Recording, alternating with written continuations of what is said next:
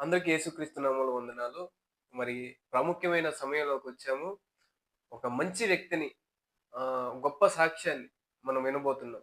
చెడు వ్యసనాల నుంచి బయటపడి మంచిగా దేవుని నమ్ముకొని మంచి సేవ చేస్తున్న దైవ సేవకుని గురించి మనం తెలుసుకుందాం. ఆ దైవ సేవకుడు ఎవరో కాదు బ్రదర్ శైలేష్ పాల్. అయ్యగారు వందనాలు అయ్యగారు. వేస్తున్నాను.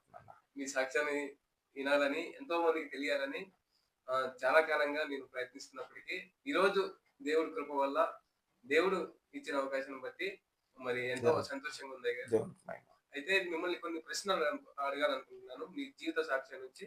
అయ్యగారు, మీ చిన్నతనంలో మీరు ఎలాంటి పనులు చేశారు? అంటే మీ చిన్నతనం ఎలా అన్ని గడిచింది? బాధలు. ముందుగా నా దేవుడికి కోట్లాది వందనాలు. అలాగే తమ్ముడు థామస్‌కి కూడా ప్రత్యేకంగా వందనాలు తమ్ముడు. మరి ఈరోజు చాలా రోజులు బట్టి సాక్ష్యం అడుగుతున్నాడు థామస్ తమ్ముడు. మరి ఈరోజు సమయమైంది. కానీ ఈరోజు నా సాక్ష్యం గుప్తంగా కొన్ని ప్రశ్నలు అడుగుతాను అయ్యగారు అని నాతో చెప్పడం జరిగింది. మరి చిన్నప్పటి నుంచి నేను ఎలా బ్రతికాను అని మీరు అడుగుతున్నారు. అయితే నేను యాదవ్ కుటుంబానికి చెందినవాడిని. గొల్లల అబ్బాయిని. మా ఇంటి పేరు బమ్మిడి. బోగులు గోత్రం.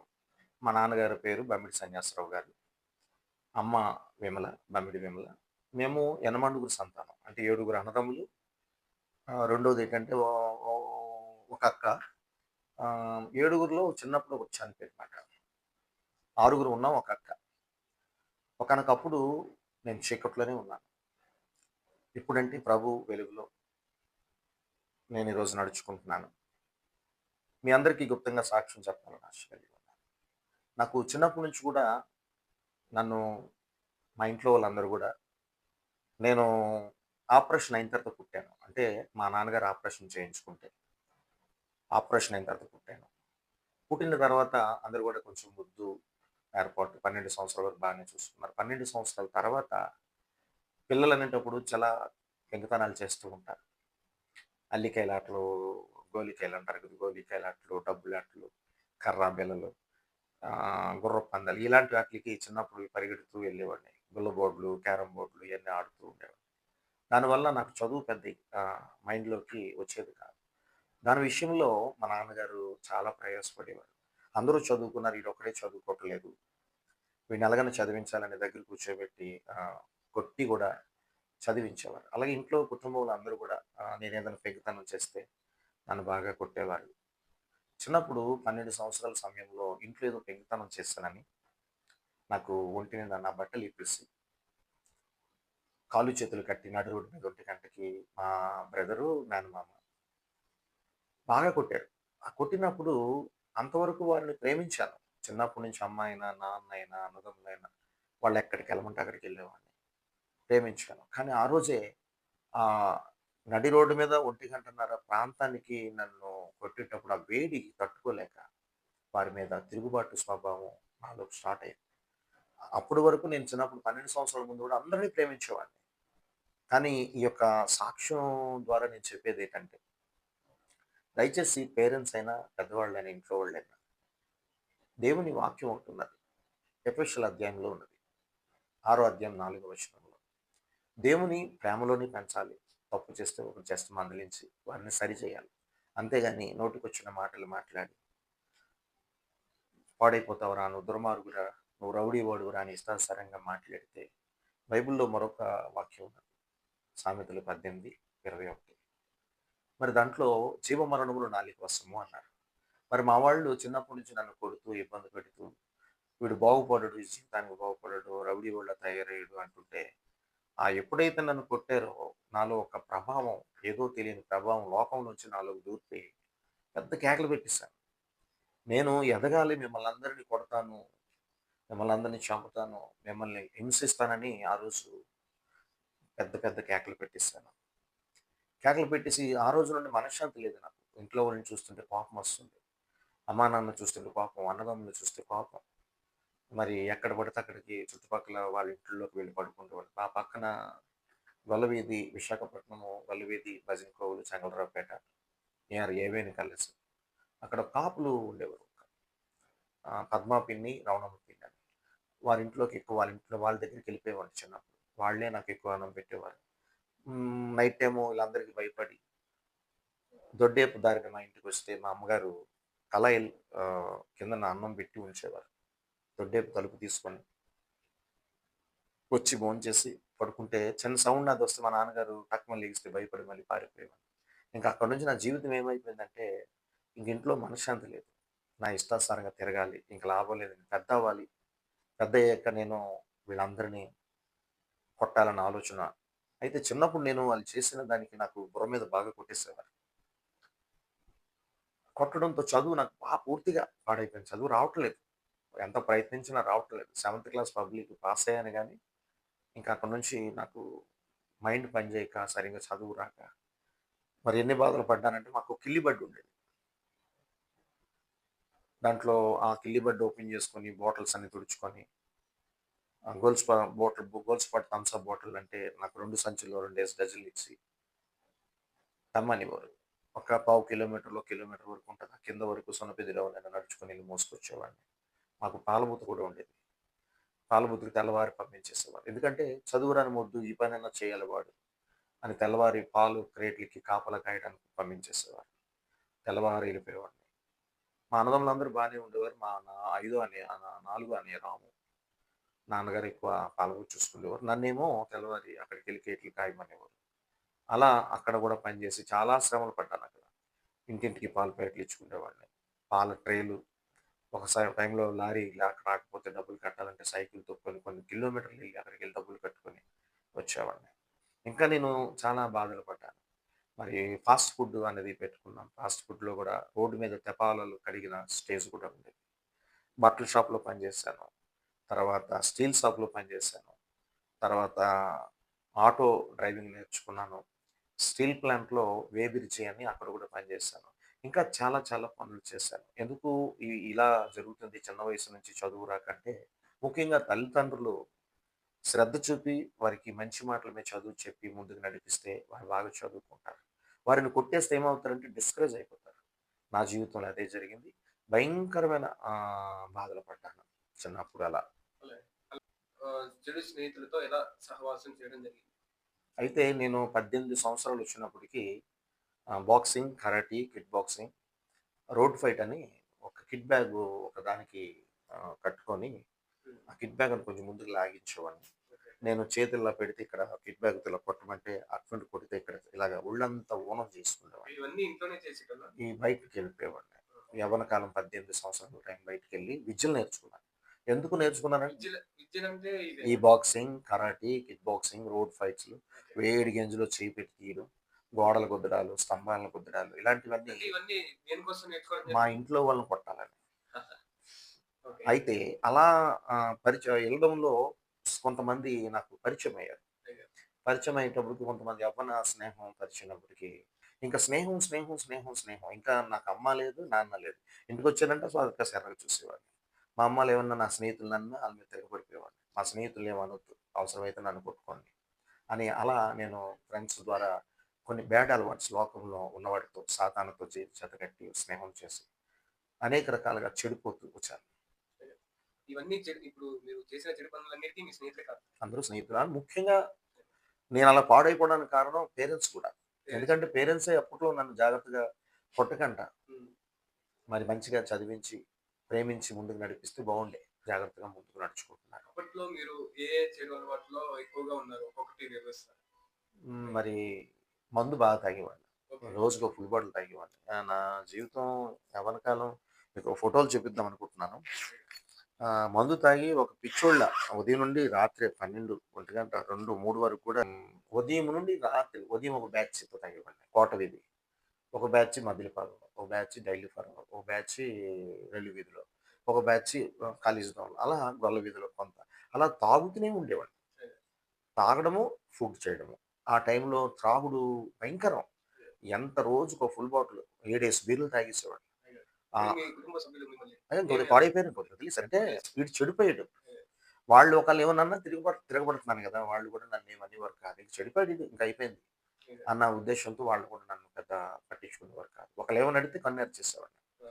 ఇంట్లో అద్దాలు గిద్దాలు అన్నీ ఇరగ్గొట్టేసేవాడిని. అయ్యో! హ్మ్. అలా అలాగే. అయ్యో! మత్తులో పడిపోయి ఇంకా అయితే నేను ఒక సంఘటన మీకు దేవుడు చిత్తమైతే రెండోసారి మీతో మాట్లాడతాను.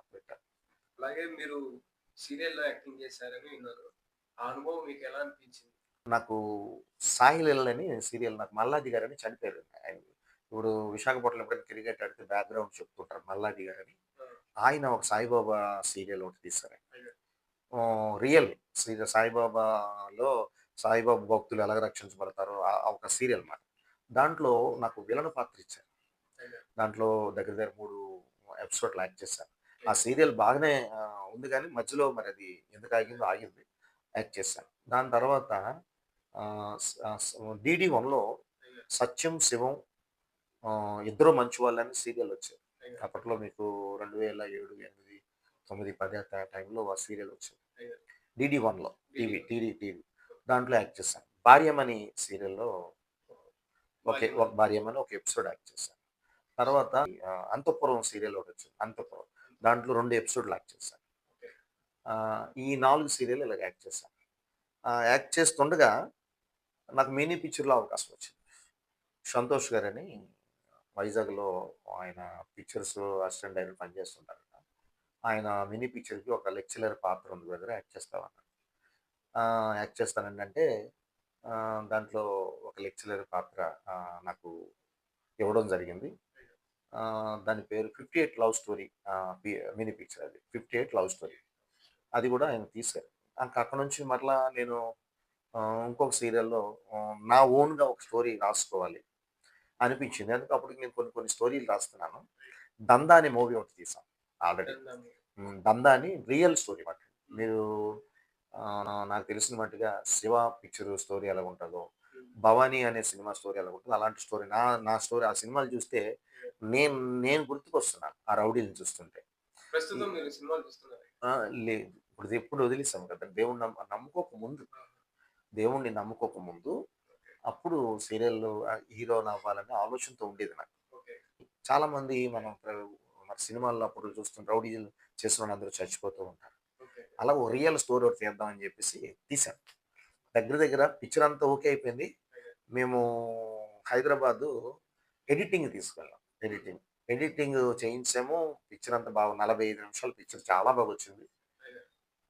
అయితే ఇంకా పిక్చరు ఇంకొక ఆహ్, ఒక 2, 3 రోజుల్లో ఎడిటింగ్ అయిపోయిన తర్వాత పెద్దవారిని కలిసి విశాఖపట్నంలో చిల్డ్రన్స్ థియేటర్‌లో అయ్యో! వేద్దాము. అందరూ చూస్తారు. పెద్దవాళ్ళు ఎవరో ఒకరు వస్తారు ముందుకి. ఆ పిక్చర్‌కి డైరెక్టర్ ఎవరు చేశారంటే 'దేవి' సినిమాకి అసిస్టెంట్ డైరెక్టర్ ఆయన పేరు. ఆ అబ్బాయి ఏం చేశాడంటే అంటే అసిస్టెంట్ డైరెక్టర్‌గా వచ్చాడు నా దగ్గరికి. దానికి స్పాన్సర్ ప్రొడ్యూసర్ నేనే. ఓకే. బోలెడు డబ్బు ఖర్చు పెట్టాను. తర్వాత విశాఖపట్నంలో కొంతమంది రౌడీలని బాగా ఉన్న వాళ్ళందరిని కూడా తీసుకొచ్చి దాంట్లో యాక్ట్ చేయించాను. ఓకే. ఇలా ఈ పిక్చర్ కూడా యాక్ట్ చేశాను. అది కూడా దగ్గరికి వెళ్ళాలి. పిక్చర్ రిలీజ్ అయిపోవాలి ఇంకో 2, 3 రోజుల్లో. ఓకే. కరెక్ట్‌గా ఆ సంఘటన జరుగుతదనగా నేను సడెన్‌గా మర్డర్ కేస్‌లో ఇరుక్కుపోయానన్నమాట. అయ్యో!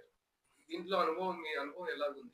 ఏం లేదండి అక్కడ సినీ ఫీల్డ్‌లో అనుకుంటారు కదండీ చాలామంది ఆహ్, యూత్ బోలెడు మంది ఉన్నారు పాపం చాలామంది. నేను రైటర్‌నవ్వాలి, ఒక పాటలు పాడాలి, నేనొక డైరెక్టర్ చేయాలి, నేను హీరోనవ్వాలని పాపం చాలా లక్షల జనాలు ఫిల్మ్ నగర్‌లో అంతా ఆ యొక్క ప్రాంతంలో తిరుగుతున్నారు. అయితే నమ్మితే నమ్మరండి 700 ఇచ్చేవారు నాకు ఒక ఎపిసోడ్‌కి. 700 ఇచ్చేవారు. అప్పట్లో. ఇచ్చేవారు. ఓకే. చాలా కష్టపడాలి. చాలా బాధపడాలి కూడా. చాలా చిన్న చిన్న యాక్టర్‌లని చాలా చీప్‌గా చూస్తూ ఉంటారు. వాటి గురించి మీరు ఒక్కసారి ఆలోచిస్తే ఆ సీరియల్ గురించి మీకు ఇప్పుడు ఏమనిపిస్తుంది?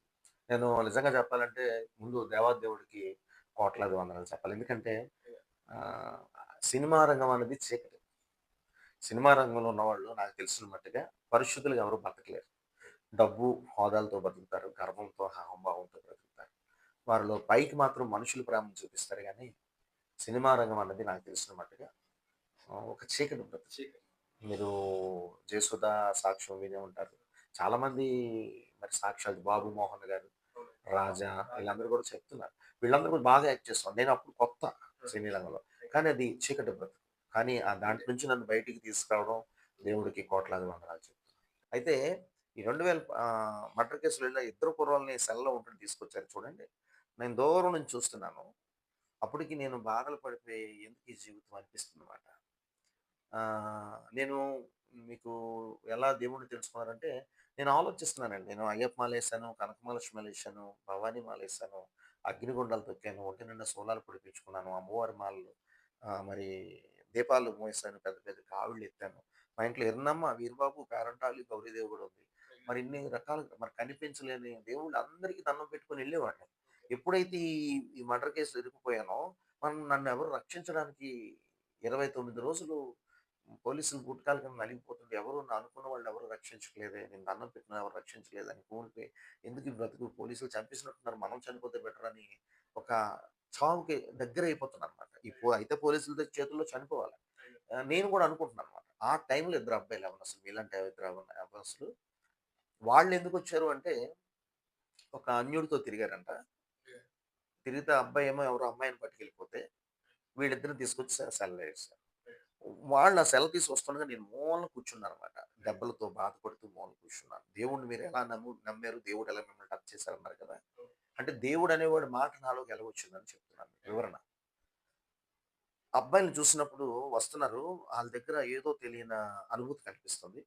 వాళ్ళు కూడా నా కాస్త వింతగా చూసుకొని వస్తున్నారు. నేను చూడగానే వాళ్ళనన్నాను, "బ్రదర్ మీరు దేవుడి బిడ్డలాగా ఉన్నారు కదా! నాకు ప్రార్థన చేయరా" అన్నాను. అంటే వాళ్ళంటున్నారు, "అన్న నీ వెనకాతల వెలుగుందన్న, యేసయ్య ఉన్నాడన్న" అంటున్నారు వాళ్ళు. దేవుడికి స్తోత్రం చెప్పండి. హల్లెలూయా! నేను నా దగ్గర వెలుగేంటి? నేను ఒక పాపిని.